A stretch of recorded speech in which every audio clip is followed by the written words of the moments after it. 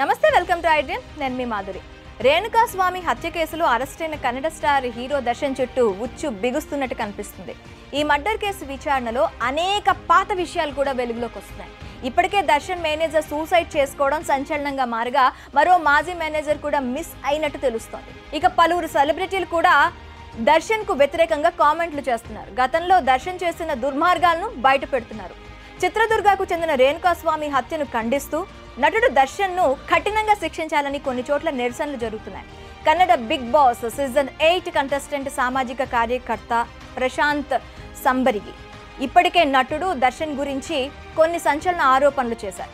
ఈ rowdy boss తాను లింగాయత్ అని, శాకాహారి అని చెప్పినా వినకుండా అమాయకుడు రేణుకా స్వామిని బలవంతంగా నోట్లో బిర్యానీ కుక్కించి హింసించి హత్య చేశాడని మండిపడ్డారు.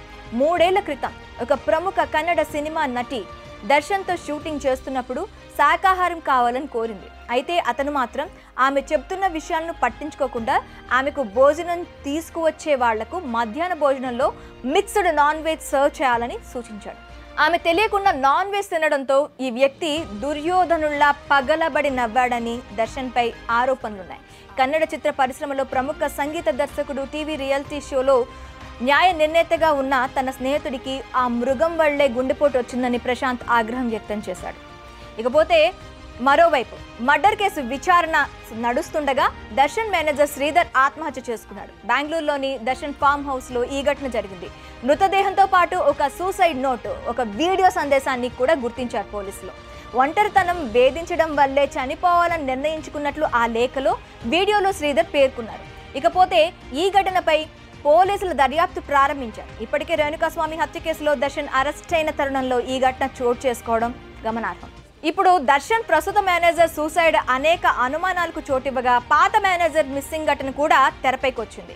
కర్ణాటకలోని గడక్ జిల్లాకు చెందిన మల్లికార్జున్ దర్శన్ వద్ద మేనేజర్ గా పనిచేశారు. దర్శన్ సినిమా షెడ్యూలు, ఇతర పనులను చూసుకునేవాడు. తర్వాత కాలంలో సినిమాలు నిర్మించడం, డిస్ట్రిబ్యూట్ చేయడం వంటివి చేశారు. ఈ క్రమంలో నష్టాల్లోకి జారుకున్నారు. అతడికి అప్పు ఇచ్చిన వారిలో మరో ప్రముఖ నటుడు అర్జున్ సర్జా కూడా ఉన్నారు.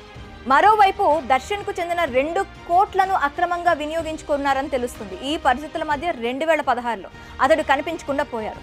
పోలీసులు అతడి కోసం గాలించినా ఇంతవరకు జాడ దొరకలేదు. ఈ వ్యవహారంలో దర్శన్ కుటుంబం మౌనంగా ఉండటం కూడా పలు అనుమానాలకు తావిచ్చింది.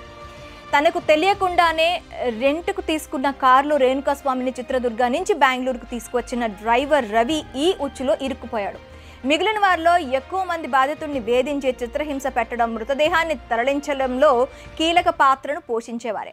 ఇక రేణుకా స్వామి మర్డర్ కేసులో మొత్తం 17 మందిని పోలీసులు అరెస్ట్ చేశారు. రేణుకా స్వామి హత్యకు ముందు ఆర్ఎన్ నగర్ లో ఓ బార్ లో దర్శన్ బృందం మందు పార్టీ చేసుకున్నట్లు దర్యాప్తు అధికారులు గుర్తించారు.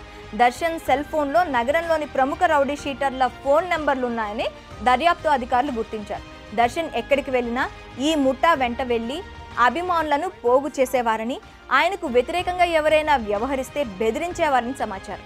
ఇకపోతే రేణుకా స్వామిని ఈ నెల 8న సాయంత్రం హత్య చేసిన తర్వాత సాక్ష్యాలను చెరిపేసేందుకు నిందితులు ప్రయత్నించారని పోలీసులు వివరించారు. రాజరాజేశ్వరి నగర్లోని ఒక దుస్తుల దుకాణంలో కొత్త వస్త్రాలు కొనుగోలు చేశారు. హంతకుల్లో 2 లక్ష్మణ, నాగరాజు స్థానికంగా ఉన్న శ్రీ లక్ష్మీ వెంకటేశ్వర గుడికి వెళ్లారు. శవాన్ని పడేశాక ఇతర నిందితులు తమ ఇళ్లకు వెళ్లిపోయారని అధికారులు దర్యాప్తులో తేలింది.